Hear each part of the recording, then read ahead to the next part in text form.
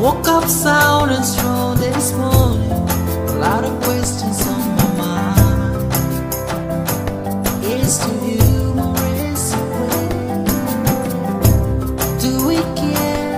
Do we worry about the way this world is going?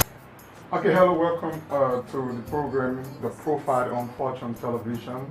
And my name is Julius Canton, and I'm privileged to have with me my colleague Emmanuel Davis. And in today's edition, we have with us a veteran Liberian journalist and educator, a seasoned writer, communicator in person of Mr. Martin Browne. So welcome to Fortune Television. Thank you.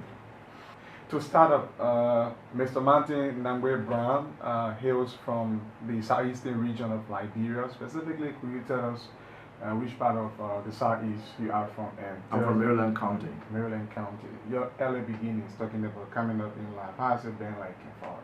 First of all, I was born in a little settlement, the outskirts of Harper, a place called Middlesex. And I had my primary education also in Maryland. I went to the Parish Day School, which is an Episcopal school. I came to Monrovia when I was in the 6th grade, and after completing the 6th grade, I went to 7th grade. You know, in 6th grade you had to take the national exams. Okay. So our school was here on Broad Street. Excuse me, where you have now the museum. That used to be a junior high school for 7th and 8th graders. But then after they built the Newport Junior High School, the students from there were transferred to Newport. So I was here until the 7th grade. Then I went back to Harper. Okay. So and attended the Fatima High School in Harper, Maryland. When you were in 6th All right, grade, do you in 6th remember grade. the I year? think it must have been around 1967. It's quite a long time. It is. That's when I came to Monrovia for the first time. Our father then, my father was a lawyer, and it was difficult. He couldn't find the kind of employment, and so he left and came to Monrovia, and was able to find a job, and then eventually sent for the rest of the family from Harper, and we came to Monrovia. But being in Monrovia for a while, I had some challenges, even though I was with my father. So I took a decision to go back to Harper, and this is what happened. We were at the time living in Logantown. There's a duplex behind where they had Logan Court. Now it's somewhere where the police station depot is. So there's a church behind there. And I imagine that on some days I had to walk from there to Broad Street. You're talking about this Broad Street? This Broad Street, yeah. Wow. Yeah. Long distance. No, yeah. I had to do that because of the lack of finances. At the time, we had what you call the holy buses. Some people call it face-to-face. Okay. And it was 5 cents from Logantown to Waterside. But if you came up Broad Street, there's cents. And it was difficult to finance my transport from Logantown to Broad Street. So whenever I came, there were probably 2 classes already gone. Wow. So I failed that year. And then I took a decision that, hey, look, if I stay, with these challenges, then I probably will not finish high school. So I impressed upon my father, my mother, my grandmother that, I wanted to go back to Harper because the school wasn't far and education there was much cheaper. So I could afford to walk to go to school, and there wasn't much money, to pay. So I went back to Harper. I think it was 68. So I still in Harper. I attended the Fatima High School until 74, when I graduated from from high school and came to Monrovia to pursue higher education. Mr. Browne, could you share the experience amongst your colleagues back in the days in school? How was it like? Oh, well, Let me just add to that Yeah. question. What specific thing you remember back in the days in high school? well, maybe growing up. Let me start with growing up. And I know this, for a while, probably I was not that open to discuss some of these things. But you're doing a profile, people have met me, and they probably would have wanted to ask this question. And maybe this is an opportunity for me to answer. Growing up when I was around 9 years old, I was living with my father. I was the only person there at the time. And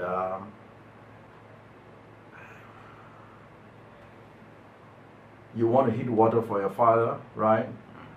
In those days, you never had stoves or coal pipes.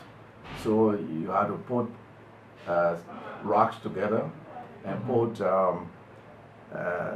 timber or wood and light a fire. So in that process, I mistook gasoline for kerosene. And I still remember it was a tomato cup, the small one, right? And I poured the gas in it, and while lighting the fire, striking the matches, the flames engulfed me. And I sustained a 3rd-degree burn. Wow. Yeah, at age 9. I mean, that eroded my confidence because, I mean, I could see that I was different from everybody else. I must have spent a year in the hospital for recovery. And then I had 6 corrective surgeries after that. So I have to remember that because that shaped probably the kind of person I am. Like I said, my confidence was eroded. People would stare, you know, because of the scars. So even going to school, mixing up with other students, other, you know, friends or peers, it was difficult. So I was most of the time alone, right? But then the good thing is that I decided to come out of it. And what means did I use? Football. I started to play football. Even with the situation, you're afraid when you fall, you might injure yourself again, you know, but I started playing football, basketball, table tennis. I even played for all the schools I attended, both basketball and football. I was the men's single table tennis champion in Harper. And then I started playing the guitar, right? Jumping into music. Yes. Mixing it up. Yes. And then playing the guitar and then started singing, and eventually I play with an orchestra or band. All right. And looking back now, I think those were means that I used to say, okay, I mean, I may have, you know, these deformities, but at least I've been accepted because the things that I was doing. In terms of school, it was very competitive, all of the classes. I can recall that I think it was when we were in either the 9th grade or the sophomore class. In Fatima, on the bulletin, after each period test, the grades would be put on, especially those who went on a roll. So all you had to do, just go there, see, and with the period I'm talking about, I can remember vividly. We had like 4, all right? There was my friend Pordo, there was a lady called Cecilia Tover, and and somebody else I don't remember. But this girl called Cecilia Tover, I think she's married, so she may carry a different name now. She was always on top of us. So my friend and I had to alternate second and third places, you know. And the unfortunate thing was that the time we thought we conquer her, only to find out that she was pregnant. Wow. You know. But that's how competitive it was. And as far as Browne says, Sasstown, they will get reports because it has students from those areas, you know, in Harper. So, you know, your name will be all in Browne says, Sasstown. Oh man, you know, you're making this guy's on a roll list. So yes, these are things that, looking back now, you feel good about. Before going to the university level, I'd like you if you can remember some of your teammates, your names, and while playing football at the time. Oh yes, we had Wale Badio, I recall that, David Daniels, Dr. J. Christo. Okay. Yeah. Former agriculture minister. Former agriculture minister, he was one of the players. There's Peter Sombo, we call him Titwa, he was the goalkeeper. James Williams, if you remember during the war in Dupo Road, the massacre, the assistant minister that was killed over there, assistant minister for commerce, James C. Williams, he and I played together. He was one of the goalkeepers. My brother, who is at the FA, okay, yeah, technical director. Technical director. He was a goalkeeper. Paul Doe, my friend I talked about, one Jenkins Cooper. And then before our time, James Botte. Okay. All right, I think I must have played against James Botte once or twice, but he was in the senior class for St. Francis High School. Isaac Popo, the Isaac Popo that played, I think one time he affiliated with the Lone Star. Okay. Popo, Yeah. his father. Okay, his father. All right, okay. He's still around. Right. So yeah, these are some of the people that I think I can recall now that who play football. Now I came to Monrovia and unfortunately I couldn't continue playing because at the time I left my final year in high school, I got sick, a mysterious kind of illness, and all of the hospital tests, you know, the date, they couldn't provide any diagnostics for that. And interestingly, and I have to say, because when you grow up, these are things that you remember, you know. A Catholic priest came to me, Father Darcy, and sitting with me, he said, you play basketball, you play football, you're very good in school, you play tennis, you're in the band, singing. Don't you think someone is trying to harm you? It was strange to me because he's not an African. Yeah. He's Irish American, you know. He says, send to your father, let your father send for you from here. And I think out of here, you will have a chance of getting well. So that's how I left Harper 74. I could not even attend my graduation because the thing happened, you know, at the time we were through with national exams. Okay. My mother, she had not seen any of her kids graduate. I'm second in line. So she wanted me to attend by all means. And it was a difficult thing because I had two persons holding me, you know. I was so sick and tried to carry me, but you know, it wasn't possible. Going to college right away was impossible because the illness manifested itself in a way that I could not look at this paper and read it. Wow. Yes, when I try to do it, it will be like here wants to open. All right. So I had to delay going to the University of Liberia. I even attempted playing, because that's why it was leading to, playing here in Monrovia, football. I went and did trials at St. Joseph Warriors. At the time, they were practicing behind the Catholic Hospital. So there was Raymond Godfrey and Experiencio. I heard he's late now, and some other players. Actually, from the first practice session, I made a team, but I couldn't continue. What's your wing you used to play at the time? I was midfielder, number 8. Okay. Yeah.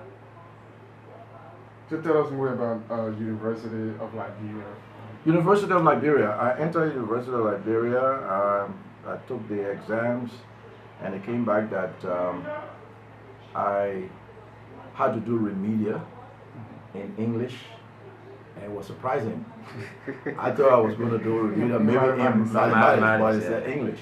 So I said, okay, just forget it, you know. Maybe it's just a way of entering. So I went through that, and yeah, we wanted to do mass communications. There was Patrick Burrows, if I got his first name correct. He started the program at University of Liberia, but at the time it was elective. That had to be halted because of the different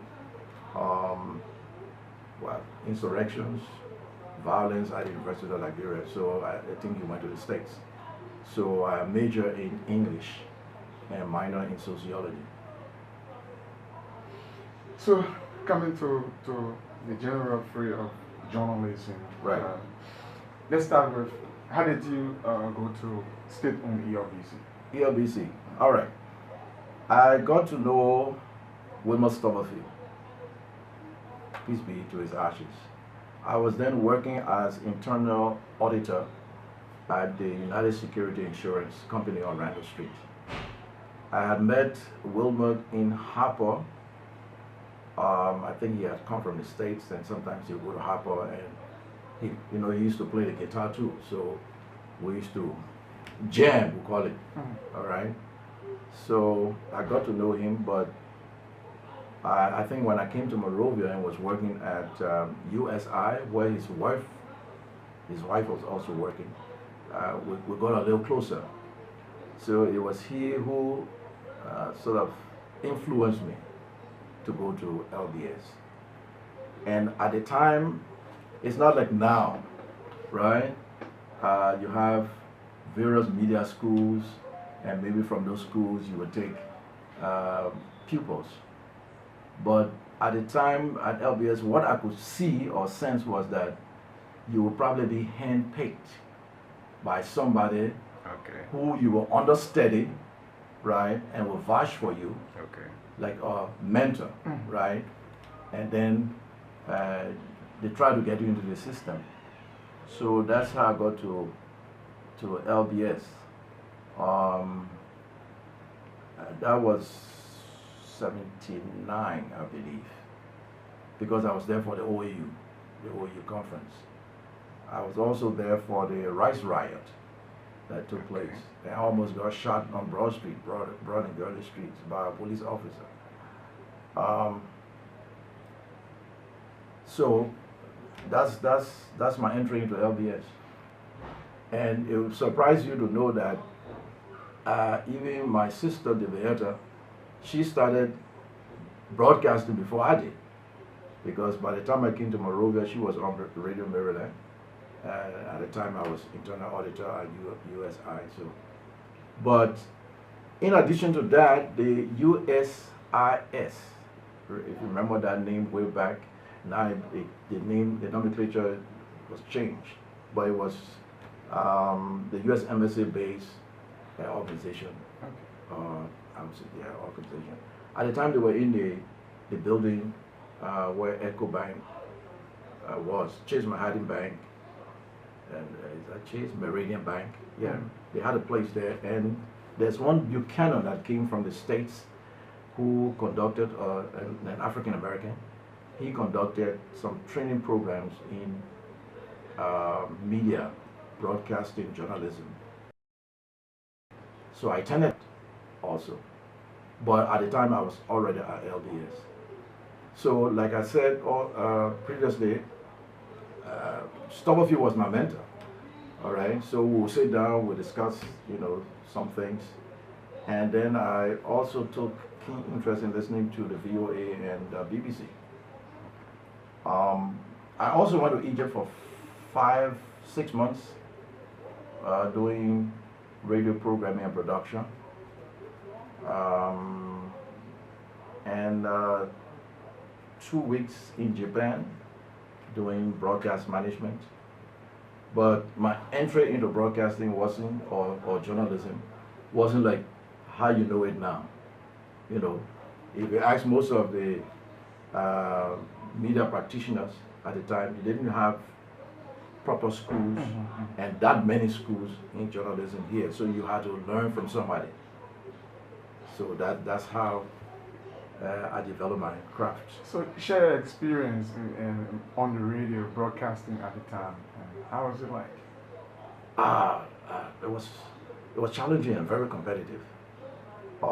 Because your entry into it was under scrutiny. You had to speak. It's not like now. You people have the leisure, you know, verb tense agreement. People don't bother with those things, you know. Your pronunciation now, people just say, okay, you know, I can understand what he's trying to say. But then, no. If you couldn't speak proper English, you don't get on the radio. That was clear cut. So when I got on, I had some challenges because what I observed after I recorded my voice, I said, oh, but okay, maybe I have a voice, but pronunciation, I'm not sure whether I'm doing very good at that. So I had to open my own class. And what I did, I recorded some of the voices I heard on the BBC and VOA and listened to them and try to perfect the way, you know, I spoke. And we got into it, I think we were 4 that were recruited at a time. And we had 3 months probation. Oh man, it was tough. The public was scrutinizing. And then after the 90 days, they had to decide who to take and who to let go. And I was taking to stay on. But then I think the strange thing happened too. Wilmer Stubblefield, who was then doing what was the afternoon show from 2:30 to 5, was giving some administrative position. So it was not possible for him to have been on the air from 2:30 to 5. So then they started looking at how to say, oh, well, who can we put there? So they tried, I think, 3 other persons. But the public's reaction was not favorable. So eventually, they said, okay, but let's try Martin. He has the same voice texture as Wilmot. So maybe, you know, he can do it. So that's how I left Mayuna. At the time, I was doing some courses at the University of Liberia. At the time, it was work or go to school. It's not the freedom you people have now, right? So I started with 6 credits. And to do the 6 credits meant that I would be stationed in the evening. So I'll be able to go to school. So here I am. I come to the afternoon. And within, I would say, 3 weeks to a month, I mean, the reviews were so favorable that, and I was still being helped by Wilmer Stubblefield. I was still mentioning, you know, and I hosted him on the show. Yeah, one afternoon. I called him because what was happening too, where I was using some of the same jargons he was using. Okay. Some people were getting confused. You know, when you understudy some people, you copy a lot of things before you break from that. So people saying, no, but the person calling different name, but it almost sounds like the other person. So what's going on? So I think it was impromptu. I just wanted him to say, Wilmer, can you join me on the show this time? He said, oh yeah, yeah. And what, I mean, it was not selfish, you see. Oh, he used to get music and other materials from the States, but he was no longer on the program. So he would bring all to me, Okay. right? So he comes in. So I started, started interviewing him. And blah, blah, blah, blah. Oh man, Liberian went wild. Yes. So that's how I started to create my own persona. And Sorry, what's the name of the show, sir? it was the afternoon show. So at one time it became the Stubberfield Experience. All right, when he came from the States, yeah, but people knew it in the past to be the afternoon show. So that's that's how I started to grow in the industry. And then when I went to, because I knew that would be your next question, you just asked what was the name of the show. When I went to Egypt, after I came back, there was Charles Russell. He was the one doing the program while I was in Egypt. So when I came, I started doing something else, more into production, all right, writing, programming, and I was getting adjusted. But then, when you came from Egypt, they were announced on the radio that when you came from Steady, they were announced on the radio that you're back. So all that I was doing in the background, you're asking about the Martin Browne man here, he just came and what you're putting in the office now? So there was a request for me to come back on the radio. And management didn't know exactly how to handle it because Charles Russell was already doing the program and he was a good broadcaster too. So management took a decision, all right, Martin, you take Tuesday and Thursday. Charles will take Monday, Wednesday, and Friday. So that was the birth of the MB production. So it was the MB production of the afternoon show, the one that I did. So later on, I think Russell must have left, and then I had to come back to doing 5 days a week, 6 days a week, prime time broadcasting for LBS. What's the, and someone told me, boy, just slip my mind at the time, your unique introduction. That was produced by Wilmer Stubberfield. Okay, can you just... Do you still remember that? Can you state that for us? Unfortunately, I have not been able, I couldn't keep that over the war period. I tried to do that, but my house was burned and all the materials I had in it. But I know people remember the end of it. It's time to go. Split, Vamoose, or Munekai. Now Munekai, he wanted to speak Creole, but that's not how it's spoken, right? Munekau, okay, but he said Munekai. All right, but that was okay. People understood, he was using different languages, and it's always a moving and rewarding experience when you groove on the MB Express, right? And don't forget to say goodbye before you leave. Goodbye. But it was produced in a way that it was captivating. Now the introduction, I don't remember the sequence now, but I think it was the end that people, really loved. Let's move to DC 101. DC 101. I was still at LBS, serving in the capacity of Deputy Director General for Broadcasting, when I was approached by Mr. Fred Buluke that he was starting this radio project, radio and television, but initially I think it was radio. And he had done this survey, and people told him that the best person to get to start the station would have been me. I think he also approached my sister, Deviata, but she was doing something else.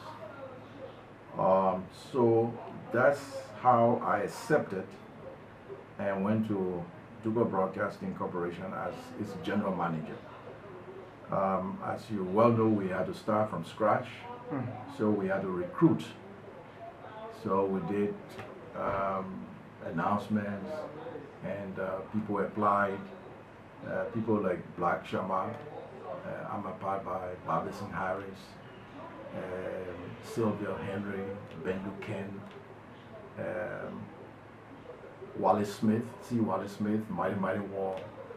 So, and we did it professionally. We had Octavius Obe, Patrick Menjo, and some other guys to conduct the training workshop.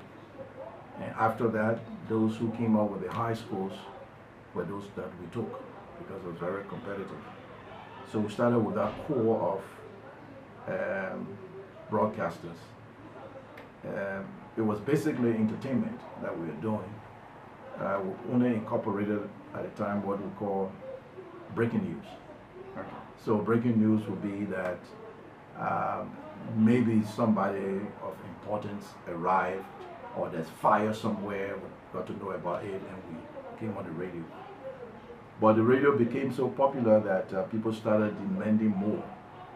And that's how we went into the more traditional broadcast programming with news. And we did a morning show similar to what LBS was doing, Informax or something. And then we started talk. So that comes to T-Max.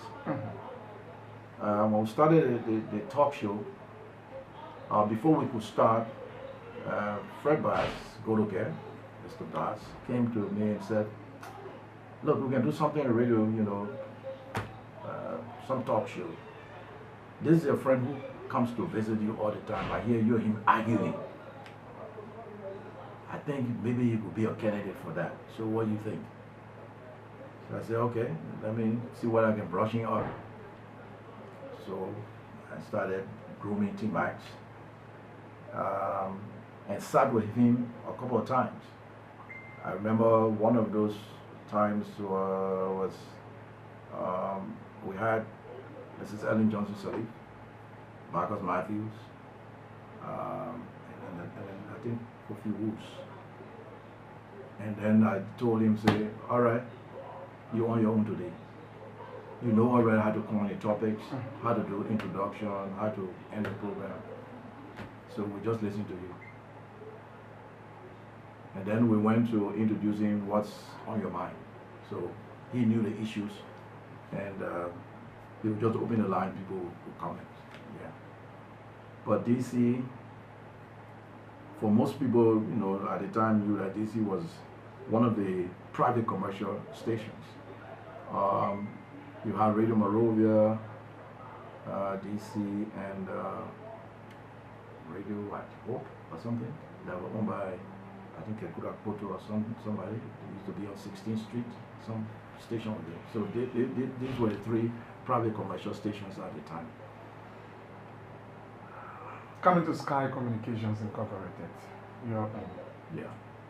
just give us the historicity behind this establishment. Just like you are doing right now, you are trying to start your own project.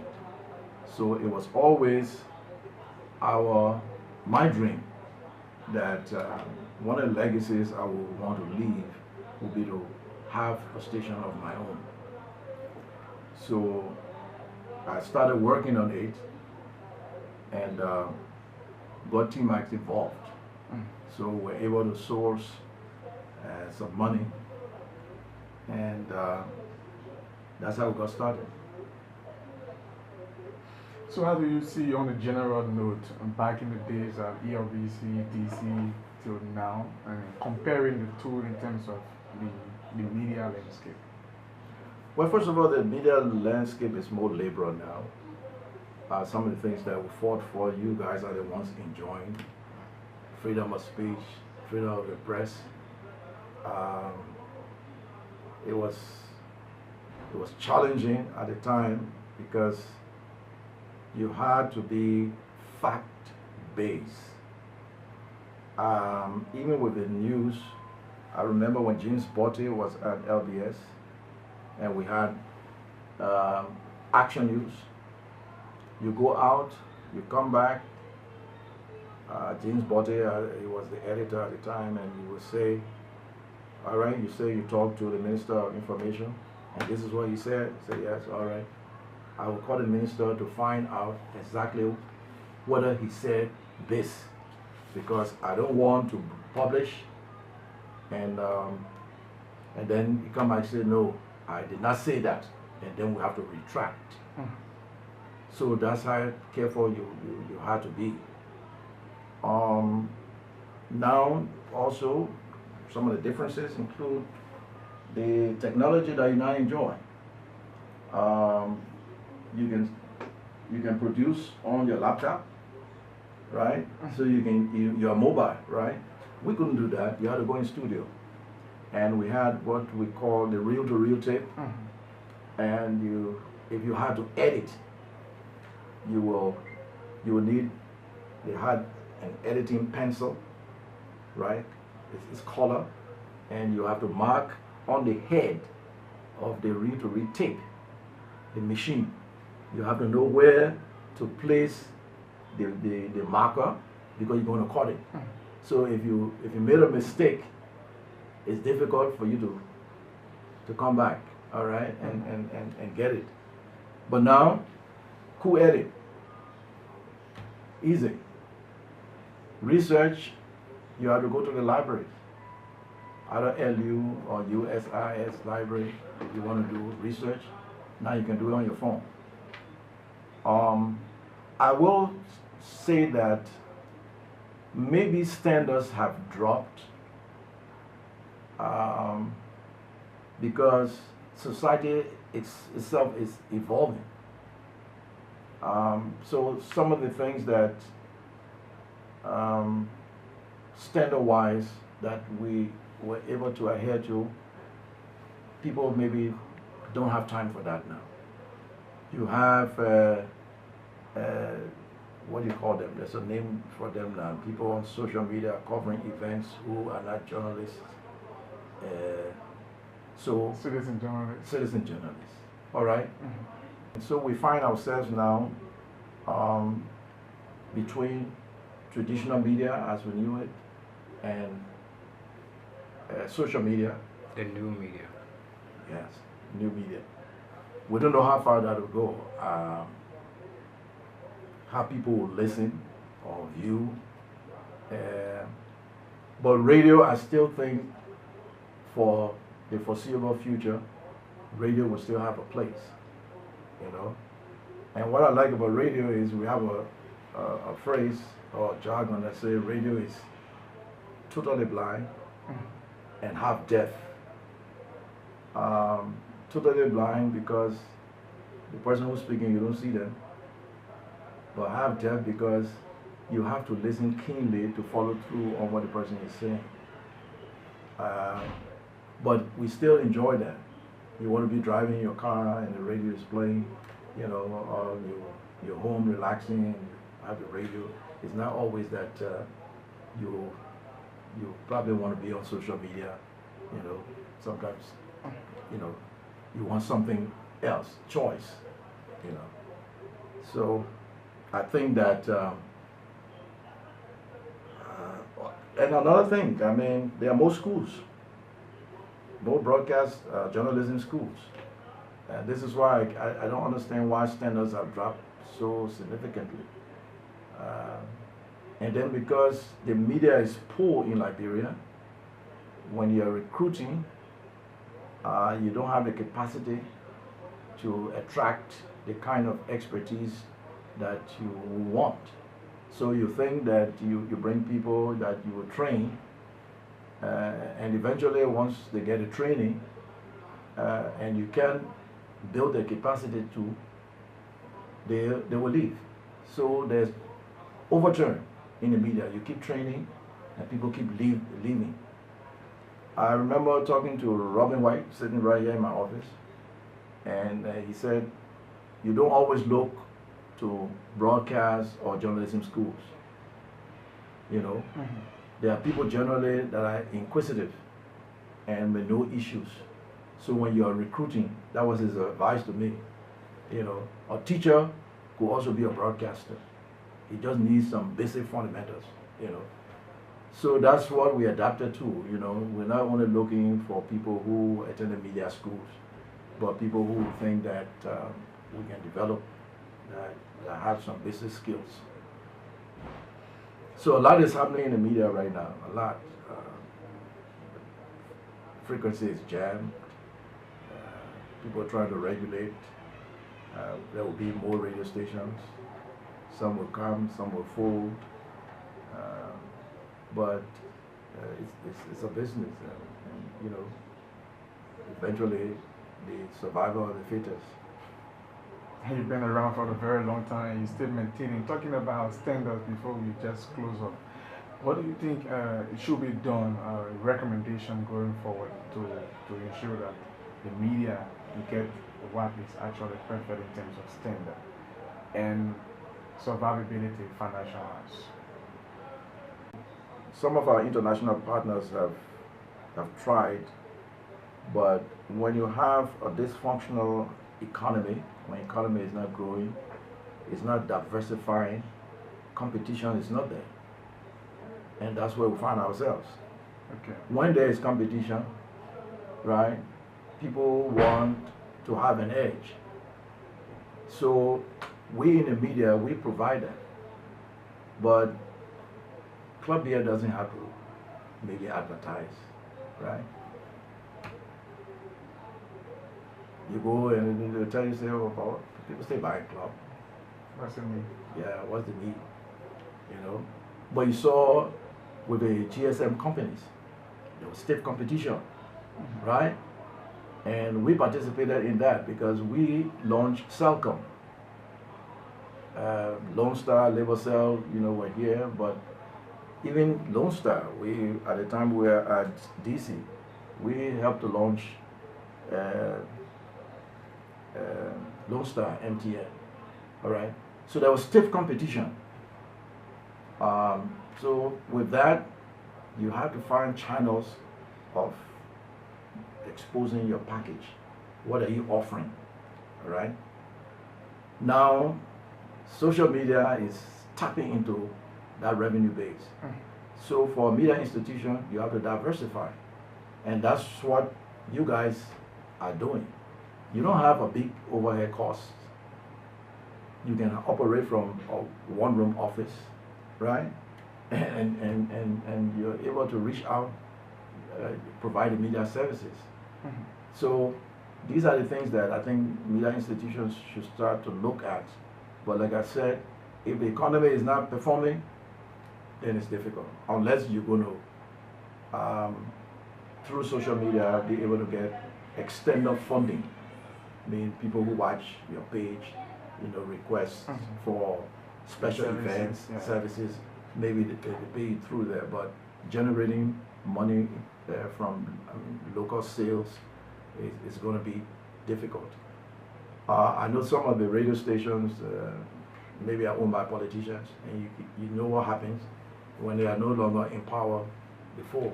You know, there's free money when you're in government, so you can afford to do it, but after you leave, it's difficult to maintain.